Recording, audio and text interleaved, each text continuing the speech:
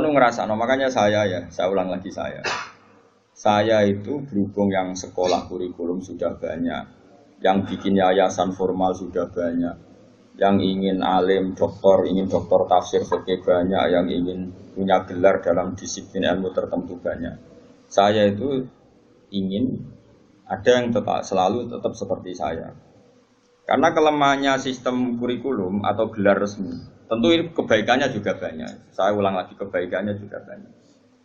Tapi masalahnya adalah ini terfisikkan, agama terfisikkan. Saya beri contoh gini, ini yang nyata, bukan jari. Saya punya teman, dia cara berpikir, Gus kita harus bikin kurikulum. Karena kalau kita tidak punya dokter fikih atau dokter tafsir atau dokter ahli sunnah pokoknya. Lalu nanti yang jabat di Kemenak itu orang-orang Wahabi atau Salafi Wahabi, nanti ya kebijakan Indonesia diarahkan Salafi Wahabi. Jadi lama-lama kayak Wali Songo itu tidak dikatakan pusat sejarah tapi pusat kemusyrikan. Karena rombongan Wali Songo ini rombongan kemusyrikan. Kok ketuanya ya ketua. Jadi nanti mereka. Nah, tapi kalau yang megang di departemen itu orang-orang Sunni kan mesti diarahkan ke Sunni juga. Oke itu baik sekali. Tapi saya bilang gini, secara matematika bisa dihitung. Lembaga kenegaraan, departemen, Kemenak lah dalam konteks kita karena santri misalnya Kemenak, itu hanya berapa itu kan? Paling yang ngurusi haji, ngurusi ini itu, ngurusi pernikahan, ngurusi pengadilan agama. Lembaganya itu bisa dihitung, taruh saja 10. 10 terus jumlah yang ditangani hanya berapa kasus? Bandingkan kalau kita, saya ulang, tapi ini tetap penting, saya ulang lagi tetap penting. Ada teman-teman kita di situ dan tentu syaratnya yang punya gelar. Kan nggak mungkin kayak ngelamar jadi dirjen haji terus jeneng sopo Rufin karir sabar fikir suwi itu ya prestasi. Itu kan poin, cara pikiran poin, tapi cara negara kan enggak. Oh, cara pengiran poin Kang nyabari nasib suwi itu cara pengiran poin. Terus wis wanen itu cara pengiran yo poin. Ada hadis Allah itu malu nyiksa orang sing wis wanen. Oh itu cara agama poin, tapi cara negara kan enggak. Terus Allah itu seneng wong fakir sing lemu. Mergo wis rido mek kodok kodar ku ya poin. Lha itu gurunya Imam Syafi'i itu lemu. Makanya kata Imam Syafi'i jarang ana wali sebab lemu kecuali Abdul Hasan Asy-Syaibani. Itu dekne dadi wali mergo lemu. Gua ngertak sange ridane mbek Allah mangan. Ngertak kok mangan terus. Ora ana wong warak saka rahmate pangeran. Kowe mangan kok leren, berarti kowe nganggep ngakhiri rahmati Allah. Tapi nek ora iso leren ya jadi wali, jalur itu pun bisa jadi wali. Tapi ojo kawe loh, ini kan sekawe, orang-orang partner ini sekawe, yang berbariki wis kawe, wis plagiat, no. Tadi kau lah, niru serau lah, gak keren, no.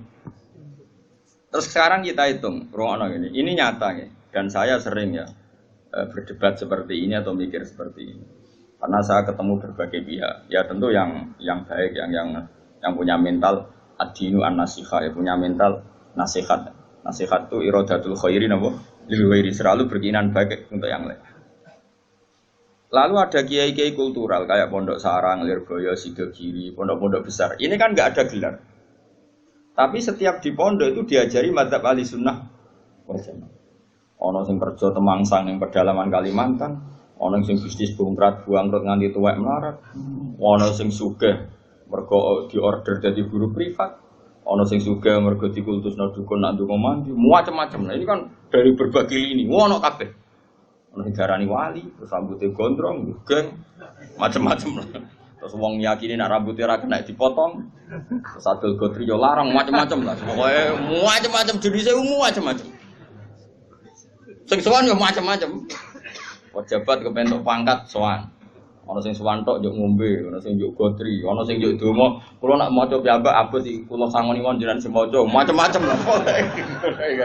Wong suka ora ngajar kiai di order. Akhir kon maca dhewe mboten saged iki. Kula tok salam template jenengan sing maca. Kiyaine wong dhuwit ku ya penting. Iku ya pinter, dhuwit ditampa terus ngombeni banyu didongani kon ngombe. Wong percaya yakin ya lalah mandi. Macam-macam.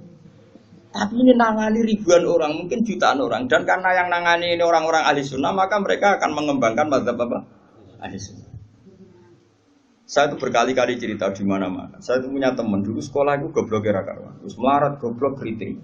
Woi ora tau munggah kan sekolah. Wireng pisan, lumayan kue putar. Irang. Itu sekolah ora tau munggah. Senengane jaduk. Jaduk bocah. Pokoke seneng jaduk. Dia itu kerja di pedalaman Kalimantan. Kerja betul. Dulu juga ada HP. Dia punyanya surat. Gus kula niku teng pedalaman Kalimantan. Niku tiang-tiang tak ajak Jumatan niku tak ajak sholat zuhur gak. Dia eling sisa-sisa fikih eling. Kalau dalam mazhab Syafi'i, orang yang tidak mustautin itu kan tidak wajib Jumatan. Dan kalau jumlahnya tidak 40, tidak usah Jumatan, hanya sholat apa? Zuhur. Masih ingat ya orang goblok banget mondok suwi. Mondoknya bareng kula. Akhirnya singkat cerita, tiap neng pedalaman Kalimantan itu dia gawe musola kok bekas-bekas kayu. Ya terus kalau Jumat mereka jak dhuwur gak gelem. Padahal enggak 40 juga tidak mustautin penduduk yang punya kampung. Alasannya mau ngomong awam, Pak, wong Jumat kok dhuwur. Terus ini tak kok aku, Gus apa boleh dhuwur? Apa boleh apa? Jumatan tak jawab boleh. Sing nikol madzhab lah penting Jumatan.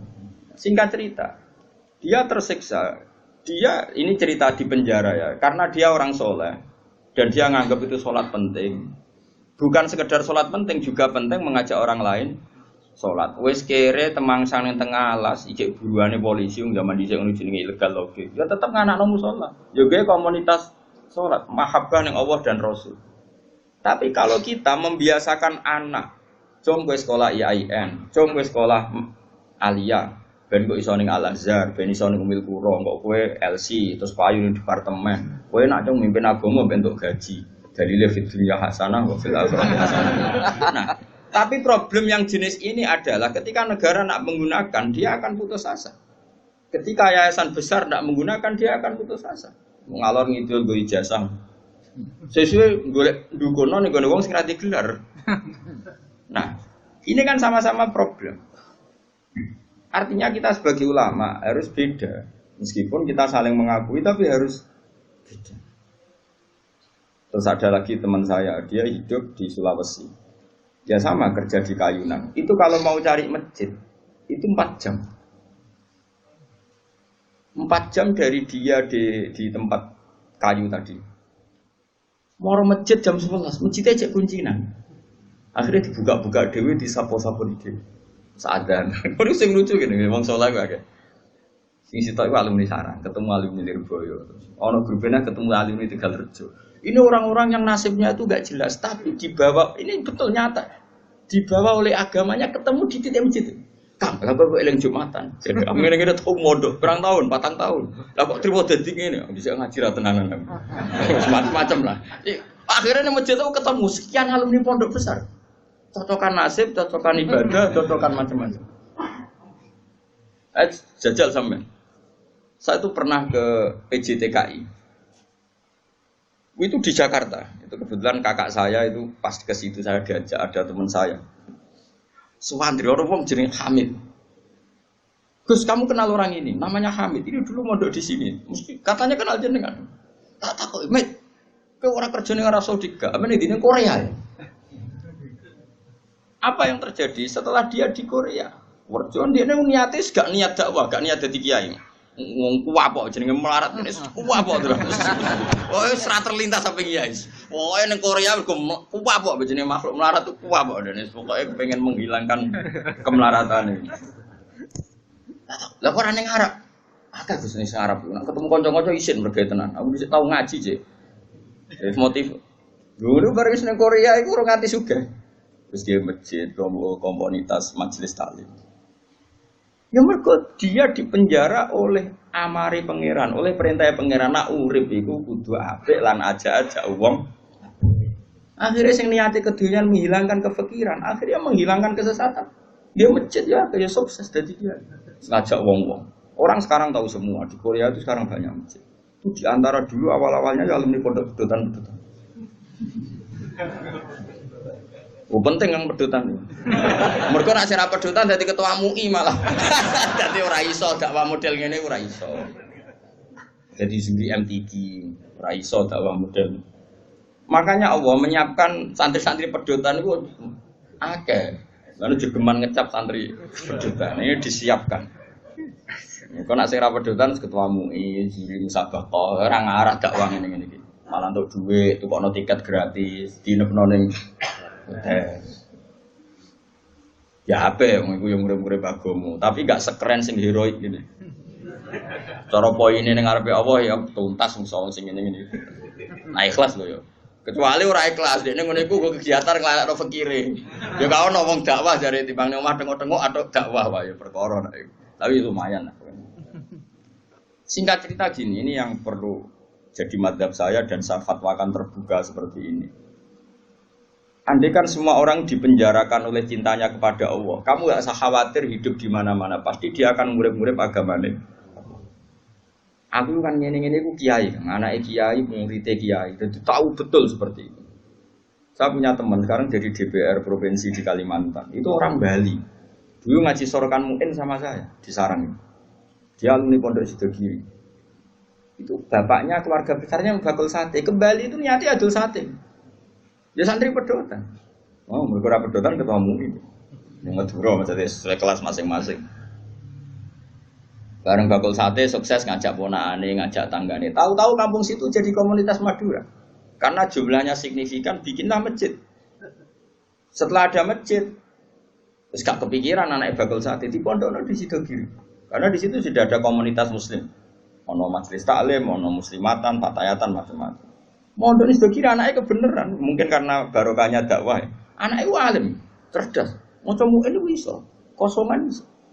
Di situ kiri tamat masih mondok lagi ke sana. Langsung tingkat berapa dulu yang ngetes saya dulu? Ya langsung alim. Coba. Jadi artinya gini loh, orang-orang yang dipenjarakan oleh mahabbatullah wa rasulih, kere ya gawa agama, suga ya gawa agama, temangsang ya gawa, kemana-mana bawakan. Lalu lucunya kita sebagai pakar agama malah membatasi, cung sekolah sing ono gelar, ben iso dadi ngene dadi. Ini menurut saya pembatasan, tapi tetap boleh. Saya ulang lagi tetap boleh. Nek sing bakate di gelar ya di gelar enggak apa-apa. Tapi harus ada ulama yang kayak saya. Lah kula mungkin suatu saat mungkin bisa saja Hasan nanti punya gelar enggak masalah. Bisa saja anak sana itu enggak masalah. Tapi tetap tak cekoi pikiran seperti ini sehingga kalaupun punya gelar, gelar itu tidak mengikat hanya membidik departemen atau yayasan tertentu. Tetap yang dibidik itu dakwah ilallahi wa ila rasul. Ini penting dan saya akan berkali-kali ngomong gini terus sampai saya mati. Bila perlu mati aku wali sing urip tak peduli. Asal sing urip ya wali pisah. Kan ono sinyale lah ana wali kan angel petuane. Kan gak sambung. Sinyale beda.